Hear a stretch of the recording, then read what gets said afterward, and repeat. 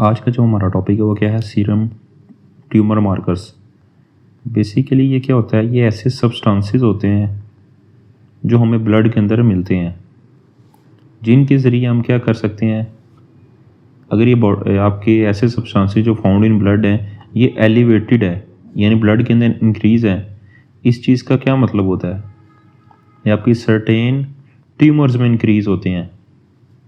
ये बेसिकली हम इनको सीरम ट्यूमर मार्कर्स को ट्यूमर की डायग्नोस के लिए इस्तेमाल नहीं कर सकते हैं। इसको हम इस्तेमाल करते हैं ट्यूमर की टू चेक, ट्यूमर की थेरेपी जो हम दे रहे हैं उसका रिस्पांस चेक करने के लिए करते हैं। दूसरा, अगर ट्यूमर बार बार हो रहा है, रिकरेंस दोबारा ना हो जाए, इसी वजह से सीरम ट्यूमर मार्कर इस्तेमाल करते हैं। ट्यूमर की डायग्नोस के लिए नहीं इस्तेमाल कर सकते। ये बेसिकली क्या हमें हिंट दे सकता है।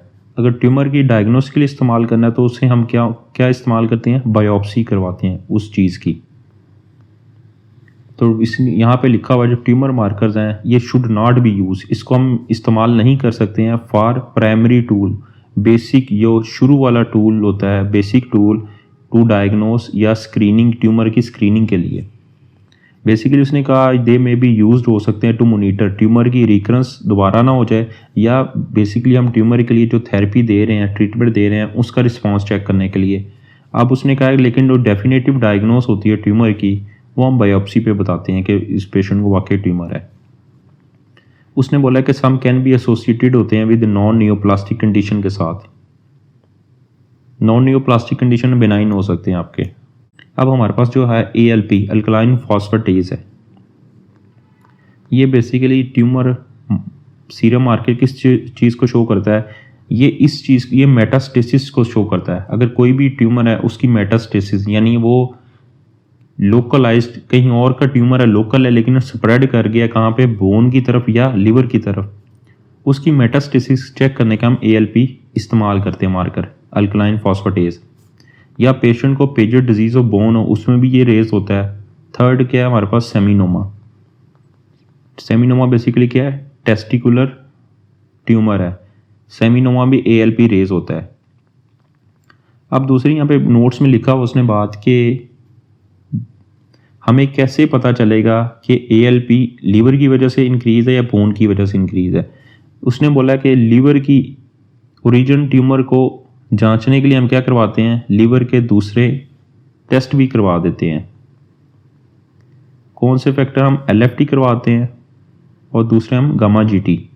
तो उसने बोला है कि चेक फैक्टर्स हम करते हैं ALP किस वजह से रेज है, हेपेटिक की वजह से, उसके लिए हम LFT और गामा GT लेवल्स। अगर LFT और गामा GT लेवल भी इंक्रीज है इसका मतलब क्या है, जो ALP रेज है वो लीवर डिजीज़ की वजह से है। नेक्स्ट हमारा क्या है, अल्फा फीटोप्रोटीन्स। देखें अल्फा फीटोप्रोटीन कहाँ किन ट्यूमर्स में रेज हो सकता है। नंबर 1, इसका नमूनिक तो नहीं लिखा हुआ लेकिन हम देख लेते हैं। ये अगर हेपेटोसेलुलर कार्सिनोमा यानी लीवर का कार्सिनोमा है, एंडोडर्मल साइनस ट्यूमर है, यॉर्क सैक का ट्यूमर है, या मिक्स्ड जर्म सेल ट्यूमर है, और इसके अलावा कौन सा है आपका अटैक्सिया टेलेंजेक्टेजिया या न्यूरल ट्यूब का डिफेक्ट है। इन तमाम कंडीशन में इस चीज़ को आपने रट्टा लगाना है। इन तमाम चीज़ों में अल्फा फीटोप्रोटीन का लेवल इंक्रीज होता है। अब हम नॉर्मल अल्फा फीटोप्रोटीन की बात कर ले। जो नॉर्मल अल्फा फीटोप्रोटीन है वो फीटस भी बनाता है, और ये नॉर्मल आपकी प्रेगनेंसी में भी इंक्रीज होती है। अगर उसने बोला है कि बहुत ज़्यादा अल्फा फीटोप्रोटीन का लेवल इंक्रीज हुआ है तो ये बेसिकली पेशेंट के अंदर न्यूरल, जो फीटस के अंदर न्यूरल ट्यूब और अब्डोमिनल वॉल डिफेक्ट्स शो करता है। ये आपको मैंने न्यूरोलॉजी में बताया हुआ, न्यूरल ट्यूब डिफेक्ट्स। अगर अल्फा फीटोप्रोटीन का लेवल डिक्रीज है, ये बेसिकली इस चीज़ को शो करता है कि पेशेंट को डाउन सिंड्रोम है। अब बीटा एससीजी का लेवल देख लेते हैं। बीटा एससीजी का लेवल कहाँ पे बढ़ता है, अगर पेशेंट को हाइडेटिव फॉर्म मोल्स की या कोरियोकार्सिनोमा है, ये क्या बेसिकली गेस्टेशनल ट्रोफोब्लास्टिक डिजीज़ होती है, उसमें आपका बीटा एससीजी का लेवल इंक्रीज होता है। और दूसरा, अगर पेशेंट को टेस्टिकुलर का टेस्टिस का कैंसर है, मिक्स्ड जर्म सेल कैंसर है, उसमें बीटा एससीजी का लेवल क्या होता है, इंक्रीज होता है। नॉर्मली उसने बोला है कि ये आपका जो बीटा एससीजी प्रोड्यूस कौन करता है, ये बेसिकली आपका प्लेसेंटा में कौन से सेल होते हैं, सिंटियोट्रोफोब्लास्ट होते हैं, ये बेसिकली बीटा एससीजी को प्रोड्यूस करते हैं। अब हमें ट्यूमर, अगर हम ब्रेस्ट कैंसर है चेक करने के लिए हमने क्या इस्तेमाल, वैसे तो बायोप्सी करवाते हैं डायग्नोस के लिए, लेकिन ये जो आपका CA15-3 या CA153 या दूसरा कौन सा है CA27-29, अगर पेशेंट को ब्रेस्ट कैंसर है ये रेज मिलेंगे। और ये भी मोस्टली जो आपके किसी भी एग्जाम में पूछते हैं वो आपका एक वो कहते हैं कि पेशेंट को पेंक्रियाटिक एडिनोकार्सिनोमा है तो हम कौन सा सीरम मार्कर करवाएंगे, उसका हम सीरम मार्कर करवाएंगे CA99। ये मोस्टली फेवरेट होता है किसी भी एग्जाम का। दूसरा अगर पूछते हैं कि पेशेंट को एपिथेलियल ओवेरियन कैंसर है उसके लिए हम कौन सा मार्कर इस्तेमाल करते हैं CA125। अब नेक्स्ट हमारा लिखा हुआ यहाँ पे जो कैल्सिटिनोन है ये कहाँ पे रेज होगा, किन ट्यूमर्स में। अगर पेशेंट को मेडुलरी थायराइड कार्सिनोमा है तो उसमें कैल्सिटिनोन प्रोड्यूस होगा, क्योंकि ये वाला ट्यूमर है ये कैल्सिटिनोन को इंक्रीज कर रहा होता है।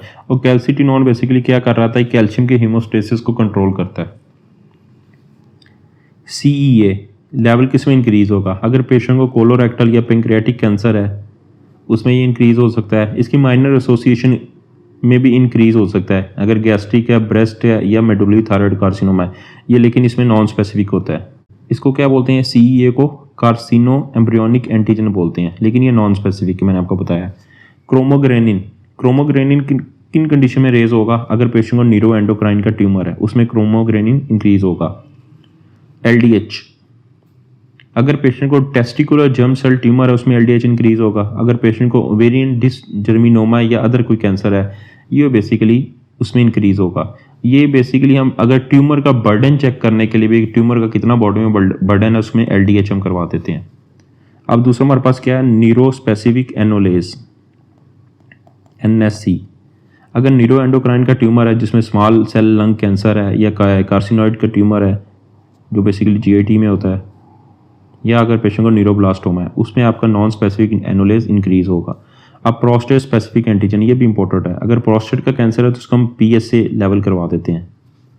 जो प्रोस्टेट स्पेसिफिक एंटीजन है ये बेसिकली उसने बोला है कि अगर पेशेंट को बिनाइन प्रोस्टेट हाइपरप्लेजिया या प्रोस्टाइटिस है, प्रोस्टेट ग्लैंड की इन्फ्लेमेशन है उसमें भी रेज होता है। ये हम बेसिकली स्क्रीनिंग के लिए इस्तेमाल करते हैं कि पेशेंट को प्रोस्टेट कैंसर, अगर किसी पेशेंट को BP है जब बिनाइन प्रोस्टेट हाइपरप्लेजिया, हम उसको चेक करते हैं कि उसको वो पेशेंट कहीं प्रोस्टेट कैंसर में डेवलप तो नहीं हो रहा। इस वजह से हम स्क्रीनिंग के लिए कौन सा यूज़ करते हैं, PSA लेवल यूज़ करते हैं। उसने बोला है क्वेश्चनेबल रिस्क या बेनिफिट के लिए हम इसको या स्क्रीनिंग के लिए इस्तेमाल करते हैं। और दूसरा हम अगर प्रोस्टेट कैंसर है या कोई भी ट्रीटमेंट दिया हमने, ट्यूमर के रिकरेंस दोबारा होने के चांसेस चेक करने के लिए PSA लेवल करवाते हैं हम।